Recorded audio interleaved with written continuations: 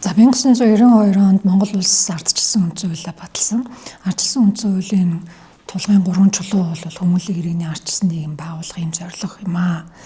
Үндсэн хуулийн 16 дугаар зүйлд хүний эрх хөгжлийг баталгаажуулсан байдаг. Өнөөдөр хэрэгжилтийн байдлыг нь авч үзэхээр бас анхаарах шаардлагатай асуудлууд хүний эрхийн зөрчлөл байсаар байна. Суурь шалтгааныг нь авч үзвэл амжиргааны түвшинтэй холбогдож байна. Амьдралын чанартай холбогдож байна. Ядуурлалтай шууд холбогдож байна.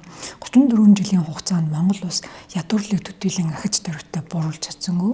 Тэгээд орлого бага амьдралын чанар муу үед энэ үүсмэл эрхүүд болох одоо хөдөлмөрлөх, сурч боловсрох, эрүүл мэндийн тусламж үйлчилгээ авах, эрүүл аюулгүй орчинд амьдрах зэрэгээ хангаж чадахгүй. Түүнээс гадна зам ёсны эрх гэж үздэг.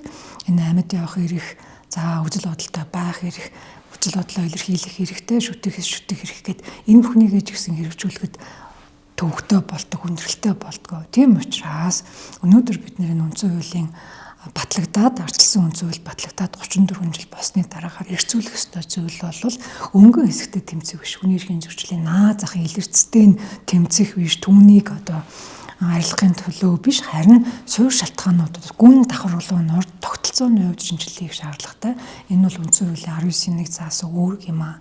Энэ дээр зөвхөн алхам хийж бид нар хүний эрх чөлөөг хангахтаа үндсэн хуулиар цаасан дээр үлдэх энэ бол тунхаглал биш, харин бодтой Монгол улсын иргэн бүрт наалцсан өөрт нь өгөөжтэй хамааралтай үр дүнтэй эрхийн хангасан байхад анхаарах нь чухал байна.